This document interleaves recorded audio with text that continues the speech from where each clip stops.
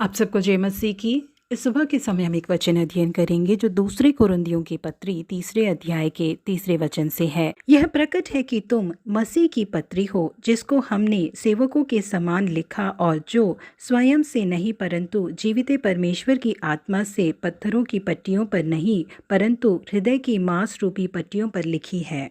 Sunday school times नाम की पत्रिका में रॉय नाम के व्यक्ति ने किस तरीके से उद्धार पाया, ये खबर छपी हुई थी। यह व्यक्ति 12 सालों से अपहरण करने वाले एक झुंड के साथ काम किया करता था। इसे गिरफ्तार करके एक जेल खाने में बंद किया गया था और वहीं उस जेल खाने के अंदर उन्होंने यीशु मसीह को अपने उद्धारकर्ता के रूप में ग्रहण किया। यीशु मसीह ने उनसे कहा कि मैं आकर तुम्हारे हृदय में वास करूंगा और ये जो सजा के साल है इसे हम दोनों एक साथ मिलकर यहाँ बिताएंगे। और उनके कहे अनुसार ही उनके सजा के वो साल उन दोनों ने मिलकर वहां पर बिताया। और जब वो जेल से रिहा हुए तो उनके हाथों में 2 पन्नों का एक खत दिया गया। उस खत को उनके साथ रहने वाले एक दूसरे कैदी ने ही लिखा था और उस खत में कुछ इस तरीके से लिखा हुआ था। जिस समय इस जेल के अंदर आया था तो यहाँ पर सेवकाई करने के लिए आने वाले पासवानों को देखकर मुझे बहुत ज्यादा गुस्सा आता था। पवित्र शास्त्र के बारे में सुनते ही मुझे बहुत गुस्सा आता था। जैसे ही मुझे ये बात पता चली कि तुमने यीशु मसीह को ग्रहण किया है और उद्धार पाया है तो मैं तुम्हारा मजाक उड़ाने लगा, परोल पाने के लिए और यहाँ से बाहर जाने के लिए ही तुम ऐसा कर रहे हो करके मुझे लगा।